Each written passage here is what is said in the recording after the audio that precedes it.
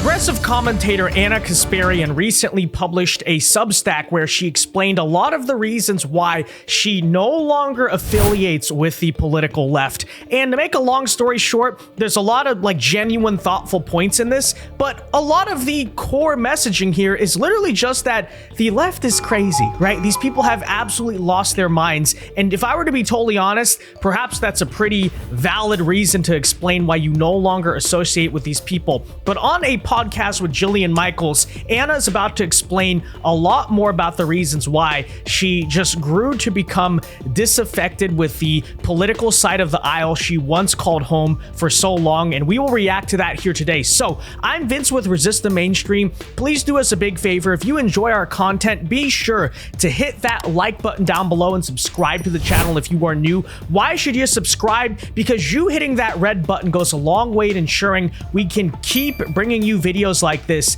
And with that said, let's take a listen to one of the key stories, one of the core reasons why Anna had a political epiphany and decided to walk away from the left, in her own words. Yeah, what's happening? Yep. And when you feel like you've been attacked by your people, Right. and now you're standing out there in the cold wondering what happened, and then the right opens the door, and I fight very hard within myself to stay in the center because I see the problems on the right. I have my whole life.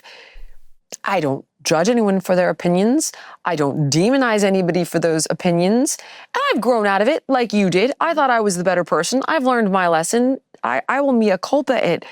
But when Sean Hannity and Jesse Waters are willing to have a conversation about a hearing on health at the Capitol, and CNN tells me I'm anti-science, I mean, my God, where do you think I'm going to lean?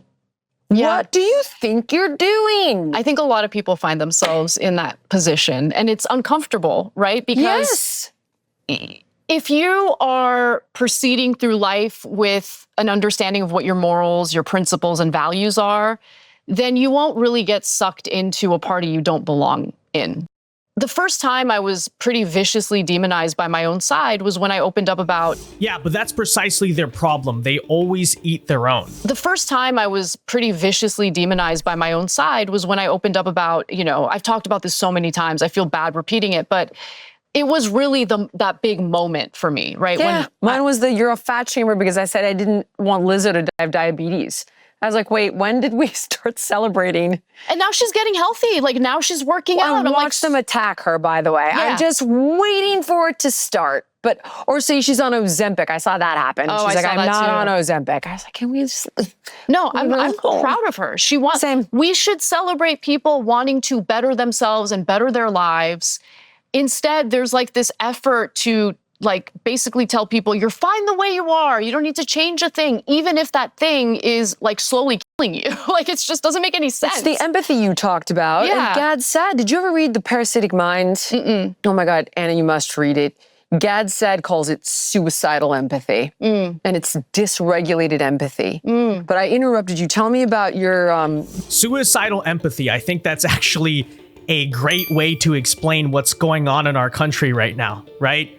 Springfield, Ohio, a town of 40,000 people, and we're gonna add 20,000 Haitian migrants there. Well, if you say anything about it, but the Haitians are refugees. They need a home. What are you gonna do? Don't worry if it destroys your entire town and causes a bunch of problems and you're in no position to handle it. Suicidal empathy. Great way to put it, actually. I love that term. It's awesome. Your moment of when they went after you the first time. Yeah, so it was so weird because it was unexpected, super unexpected.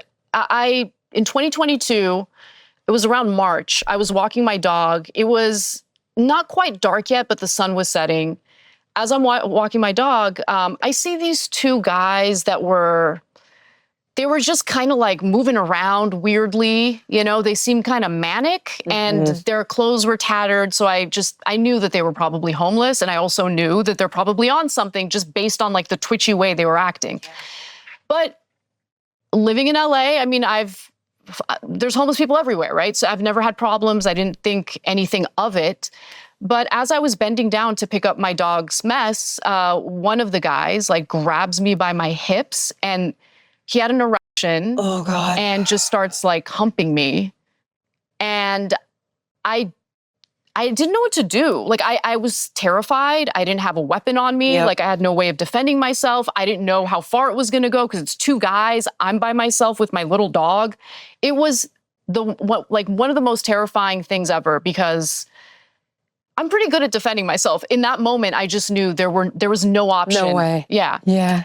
And luckily, he stopped and they just laughed at me and walked away as they were laughing at me. And so there was the fear and then the humiliation and weirdly shame. Like I felt ashamed for some reason. And it was awful. And it was really taking a toll on my mental health because I have to walk my dog, right? So at least 2 or 3 times a day, I'm going outside kind of scared.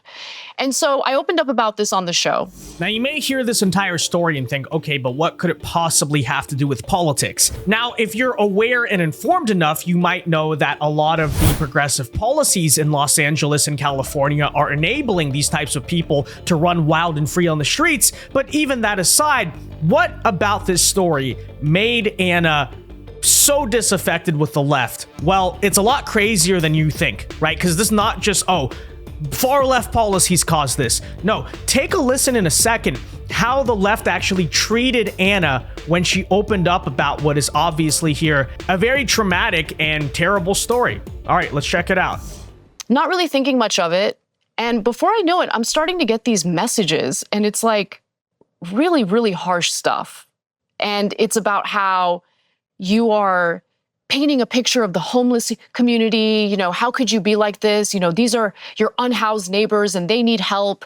A few people accused me of being racist when I had never disclosed the race of the individuals who did this to me. And in fact, they were white. And so like when they started accusing me of being racist, I'm like, wait a minute. Why are you assuming that the people who did this? Of course. Yeah, like, I think you might have a problem here. Exactly. Yeah, and that woke me up. That woke me up because I'm like, oh my God. They eat their own, mama. Some of the people. They eat their own on the extreme left. Some of the people that I've associated myself because I thought these are the good people. Yep. These are the ones who don't treat others differently based on their skin colors.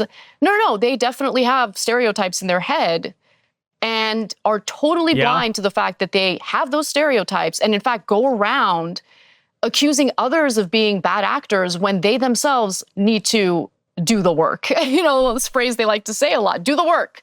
Do the work and ask yourself, why did you have that stereotype in your head? Oh my gosh, you said you watched a little bit of the interview I did with.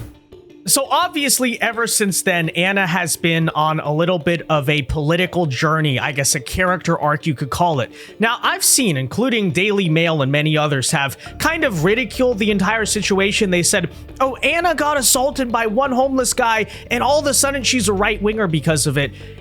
But it's a lot deeper than that. Right? Because it's not just about the fact that this happened to her. It's a combination of, number one, she probably looks at some of the policies in California and says, well, they're making things dangerous, and that's certainly true. But more importantly than that, it's because literally she was mocked, ridiculed, and insulted for being a victim of sexual assault. Okay? And in that moment, she kind of realized, maybe I don't identify with these insane lunatics as much as I think I do. And ever since then, I guess she started to ask questions. She's still evolving a lot politically, but hey, she's now saying, well, I'm not going to associate with the left anymore because these people are lunatics. And honestly, if I were to break it down, that is like a pretty valid reason to stop associating with a group of people. Yeah, they're insane. They're terrible. They're evil. You know, and obviously there are rational aspects of it too, right? Anna is a thought out person. She has reasons for the things she believes. But hey, sometimes, yes, a personal experience in your life, especially when it is this deeply intertwined with politics, can change the way you look at things. One could almost make the argument or the joke that the best way to get people to stop believing in leftism is to show them the consequences of their own ideas. I don't know, just saying. But with that said, ladies and gentlemen, let me know your thoughts on all of this in the comment section down below. And until next time, I've been Vince with Resist the Mainstream. Peace.